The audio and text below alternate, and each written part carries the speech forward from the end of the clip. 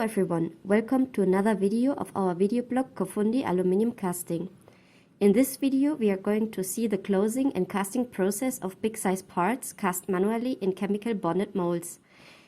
In previous videos we had seen how we made the lower part of the mold, how we prepared and put cores inside the mold, and now we are going to see how we prepare the back part, the top part of the mold, how we close it and how we cast.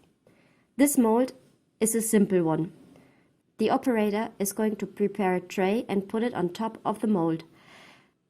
This tray is going to help us to be able to get a better access to the gating system, since there is a lot of aluminum to put in this mold. It is very satisfying to see how the aluminum is pouring into the mold and how it fills the part.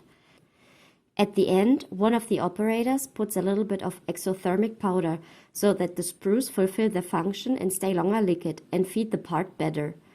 That's it.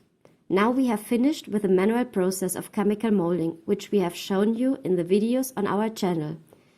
If you liked the video, leave us a like. If you want to learn more about the world of aluminum casting, follow us on our YouTube channel or check out our website at www.cofundi.com. Thank you very much.